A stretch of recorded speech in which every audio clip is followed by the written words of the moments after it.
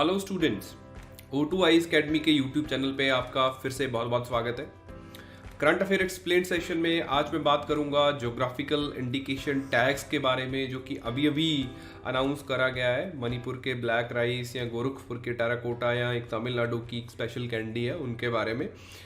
इस सेशन में हम लोग डिटेल्ड बात करेंगे कि ज्योग्राफिकल इंडिकेशंस क्या होती हैं, उनको कौन मॉनिटर करता है, कौन ये टैग्स देता है, इनके फ़ायदे क्या हैं या किस तरीके से काम भारत में किया जाता है। फिर हम लोग स्पेशल कैरेक्टरिस्टिक्स की बात करेंगे, इन पर्टिकुलर प्रोडक्ट्स की जिनको ये टैग्स मिला है कि इनमें ऐसा क्या स्पेशल था कि इनको टैग मिला। तीनों की कैरेक्टरिस्टिक्स के बारे में देखेंगे।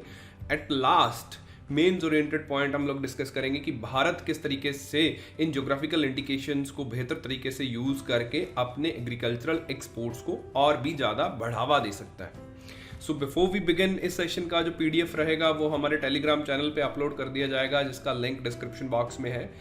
और अगर आप घर बैठे तैयारी करना चाहते हो तो O2 IAS अकेडमी की एंड्रॉयड मोबाइल एप्लीकेशन आप डाउनलोड कर सकते हो, जिसमें बहुत सारे फ्री और पेड कोर्सेज अवेलेबल हैं सिविल सर्विसेज की प्रिपरेशन के लिए। So without any further delay हम हमारा टॉपिक शुरू करते हैं। सबसे पहला क्वेश्चन, ज्योग्राफिकल इंडिकेशंस क्या होते हैं? ज्योग्राफिकल इंडिकेशंस यूज करे जाते हैं स्पेशल कैरेक्टरिस्टिक्स के प्रोडक्ट्स जो किसी डिफाइंड ज्योग्राफिकल टेरिटरी से आते हैं उनको आइडेंटिफाई करने के लिए। ये प्रोडक्ट्स एग्रीकल्चरल हो सकते हैं, ये प्रोडक्ट्स मैन्युफैक्चर्ड हो सकते हैं, ये प्रोडक्ट्स नेचुरल भी हो सकते हैं। अब दोबारा ध्यान दीजिएगा, कुछ इंपॉर्टेंट फैक्ट्स मैं आपको बताता हूँ इसके बारे में। ये जो कहानी है ज्योग्राफिकल इंडिकेशंस की, ये विश्व व्यापार संघ, जिसको वर्ल्ड ट्रेड ऑर्गेनाइजेशन या WTO कहा जाता है, उसके ट्रिप्स एग्रीमेंट के अंडर इसको गवर्न करा जाता है। देखिए 19, इसकी क्रोनोलॉजी समझना है। 1995 में WTO बनाया गया था। 1 जनवरी 1995 में इसकी फाउंडेशन हुई थी। फाउंडेशन के बाद ट्रिप्स एग्रीमेंट आता है, जो कि इंटेलेक्चुअल प्रॉपर्टी राइट्स को गवर्न करने की बात करता है इंटरनेशनल मेंबर कंट्रीज में। इनमें पेटेंट्स भी थे, ट्रेडमार्क्स भी थे, कॉपीराइट्स भी थे, लेकिन एक डिस्टिंक्ट तरीके का इंटेलेक्चुअल प्रॉपर्टी राइट जो कि इंडिविजुअल को ना देते हुए हम लोग पूरी कम्युनिटी या पूरे ग्रुप ऑफ प्रोड्यूसर्स को प्रोवाइड करते हैं, दैट इज ज्योग्राफिकल इंडिकेशन। अब भारत इसका मेंबर था, तो हमने कंप्लायंट रहने के लिए एक एक्ट पास करा, that is geographical indications of goods registration and protection act 1999। अब इस एक्ट ने बोला कि हमारे देश में जो controller general of patents, design and trademarks है, वही इस एक्ट को गवर्न करेगा, इस एक्ट के अंडर पर्टिकुलर एंट्रीज लेगा। अब एग्जाम में ध्यान देने वाली बात यह है कि ये पर्टिकुलर जो ऑफिस है ये किस मिनिस्ट्री के अंडर आता है। तो मैं आपको बता देता हूं कि ये मिनिस्ट्री ऑफ कॉमर्स में एक डिपार्टमेंट है, that is department of promotion of industry and internal trade, DPIA बोलते हैं। पहले इसका एक और नाम था, वो आप मुझे बताओगे कमेंट करके कि इसके पहला नाम क्या था। उसके अंडर ये ऑफिस आता है। ये ऑफिस है जो ज्योग्राफिकल इंडिकेशंस की एंट्रीज लेता है और उनको टैग प्रोवाइड करता है। किसी भी चीज़ को जब ये टैग मिल जाता है तो इट मीन्स कि वो इंटरनेशनली एक ब्रांड के रूप में सामने आएगा, और आउटसाइड ऑफ दैट एरिया के लोग उस ब्रांड नेम का यूज नहीं कर पाएंगे, तो उस लोकल एरिया के मैन्युफैक्चरर्स का, प्रोड्यूसर्स का इकोनॉमिक प्रॉस्पेरिटी आने का फायदा हो जाता है। तो कुछ उदाहरण देखिए। सबसे पहला उदाहरण है दार्जिलिंग टी। 2004 के आसपास सबसे पहला ज्योग्राफिकल इंडिकेशन अपने देश से दार्जिलिंग टी को मिला था, और ये काफ़ी फेमस है globally. Then you can look at basmati rice है, सिल्क साड़ीज़ हैं कांचीपुरम की, अल्फेंजो मैंगो है रत्नागिरी का, नागपुर का संतरा है, कोल्हापुरी चप्पल, बीकानेरी भुजिया। ये लिस्ट आज 600 से भी अधिक है। तो एग्जाम के लिए सभी का हम रट्टा नहीं मारा करते, स्टेट वाइज अपना अपना देख लेना, या लेटेस्ट के 20-25 एंट्रीज हमें देखी जाती हैं। जो इंपॉर्टेंट चीज है, इसके फायदे क्या है, ज्योग्राफिकल इंडिकेशन मिलने के फायदे क्या है? तो सबसे बड़ा फायदा है कि एक्सपोर्ट्स को बूस्ट मिलता है। कोई भी प्रोडक्ट है, अब देखिए ब्लैक राइस है मणिपुर के, जिनको अभी अभी टैग मिल गया, तो इट्स एन इंटरनेशनल रेनॉन्ड, एक ब्रांड बन गया। इसकी ऑथोराइजेशन, लीगल प्रोटेक्शन होगी कि जो ब्लैक राइस बिकेंगे तो सिर्फ मणिपुर के लोग ही उस ब्रांड नेम के अंडर उन राइस को बेच सकते हैं पर्टिकुलर एरिया के। और कंज्यूमर ड्रिवन मार्केट्स में भी एक डिमांड जनरेट होगा कि ये स्पेशल कैरेक्टरिस्टिक्स का राइसेस को खा के देखते हैं। अब अनऑथराइज्ड यूज तो हो नहीं सकता, लीगल प्रोटेक्शन मिल चुका है, और यूजर ड्रिवन डिमांड भी आ गया, तो एक्सपोर्ट्स बूस्ट होंगे। इसके चलते उस एरिया के लोगों की इकोनॉमिक प्रॉस्पेरिटी आएगी, और इंटरनेशनली भी हमें लीगल प्रोटेक्शन मिलता है, क्योंकि ये जो पर्टिकुलर फंड है ये WTO के अंडर भी गवर्नड है। देन हम लोग बात करते हैं पॉइंट वाइज कि ब्लैक राइस या इनको चखाओ लोकली बोला जाता है, ये क्या चीज़ है या इसकी क्या क्या स्पेशल करेक्टरिस्टिक्स हैं। तो पहला बात है कि ये सेंटेड ग्लूटोनियस राइस है। ग्लूटोनियस का मतलब होता है ऐसे राइस जो थोड़े स्टिकी होते हैं। मणिपुर के कुछ एरियाज में बहुत टाइम से इनको उगाया जा रहा है और ये स्पेशली फेमस है अपनी फ्रेग्रेंस, अपने अरोमा के लिए। इनमें एक स्पेशल काइंड ऑफ अरोमा आता है और ये नॉर्मली ओकेजनली फीस्ट्स के टाइम चक हाओ खीर या इस तरीके की डिशेस के रूप में सर्व करे जाते हैं।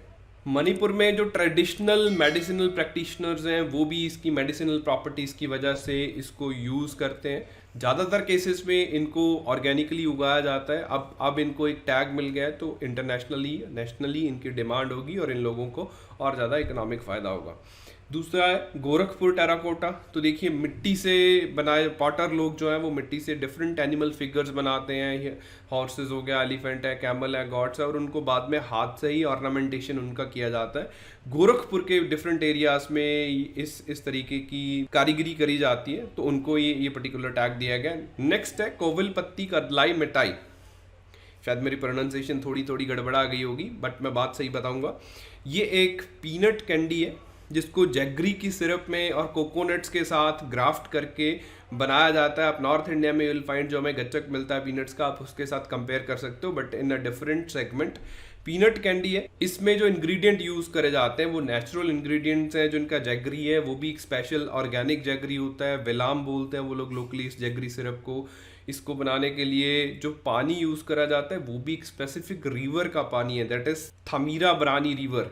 ये जो रिवर है तमिलनाडु में वेस्टर्न घाट्स के रीजन से ओरिजिनेट होती है। गल्फ ऑफ मन्नार में अपना पानी ड्रेन करती है। छोटी सी नदी है, विद इन तमिलनाडु बहती है, लेकिन इसके पानी को मिक्स करते हैं तो ये लोग मानते हैं इसमें स्पेशल टेस्ट आता है। तो इन डिफरेंट कैरेक्टरिस्टिक्स के साथ इस पर्टिकुलर पीनट कैंडी को जीआई टैग मिल जाता है। हम आगे बढ़ते हैं लेक्चर के साथ कि भारत किस तरीके से ज्योग्राफिकल इंडिकेशंस को यूज करके अपने एक्सपोर्ट्स को बूस्ट कर सकता है। तो यहाँ कुछ नाम देखिए, California almonds, Chilean wines, Swiss chocolates.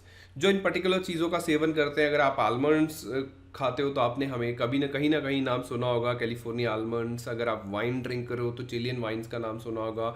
अगर चॉकलेट आपका फेवरेट है तो स्विस चॉकलेट्स का नाम बिल्कुल सुना होगा। ये तीनों के तीनों ज्योग्राफिकल इंडिकेशंस हैं, ट्रिप्स के अंडर प्रोटेक्टेड है। अब भारत में ऐसा कौन सा प्रोडक्ट है जो ग्लोबली इन्हीं के जैसा ब्रांड स्टैचर रखता है? अनफॉर्चुनेटली कोई भी नहीं है। हम कोशिश करते हैं बासमती राइस, अल्फेंजो मैंगो के रूप में या दार्जिलिंग टी, लेकिन अगर ओवरऑल इकोनॉमिक इम्पैक्ट देखें, एक्सपोर्ट्स का इम्पैक्ट देखें तो इनके सामने कुछ भी नहीं है।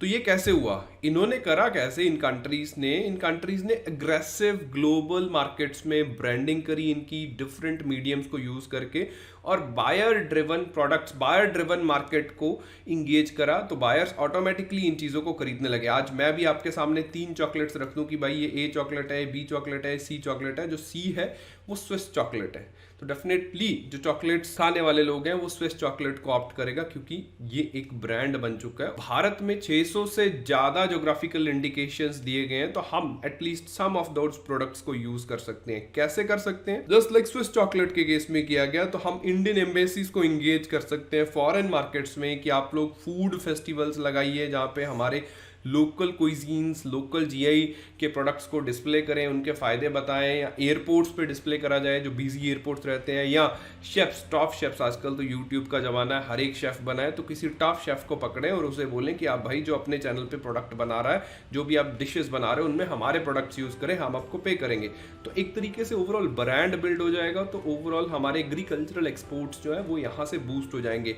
और एक लास्ट बात कि ये यहाँ पे जो सरकार खर्चा करेगी वो WTO कंप्लायंट है। राइट नाउ हमारी, इसको मैं थोड़ा डिटेल में बताता हूँ, हमारी सरकार जो एग्रीकल्चरल एक्सपोर्ट को बूस्ट करने की बात करती है तो हम एग्रीकल्चरल सब्सिडीज देते हैं, एक्सपोर्ट पे सब्सिडीज देते हैं। जो WTO मना करता है वो एम्बर बॉक्स की सब्सिडीज है कि ये नहीं देनी चाहिए, मार्केट को डिस्टॉर्ट कर देने वाली सब्सिडीज है। बट ऐसी सब्सिडीज जो ब्रांड बिल्डिंग पे करी जाती हैं, WTO उन सब्सिडीज को ग्रीन बॉक्स में रखता है और वो अलाउड है, WTO के सारे एग्रीमेंट्स के साथ कंप्लायंट है। हालांकि पैंडेमिक के चलते WTO का फ्यूचर अभी ऊपर नीचे ही है, पता नहीं कुछ कहा जा सकता, but still in a long run हम इस तरीके की स्ट्रैटेजीज को यूज करके हमारे ज्योग्राफिकल इंडिकेशन वाले प्रोडक्ट्स का एक्सपोर्ट और ओवरऑल एग्रीकल्चर का एक्सपोर्ट बढ़ा सकते हैं। This is what my take is. So आज के सेशन में इतना ही। अगर आप कुछ और जानना चाहते हो तो आप मुझे कमेंट करके बताइए। Thanks for watching this video.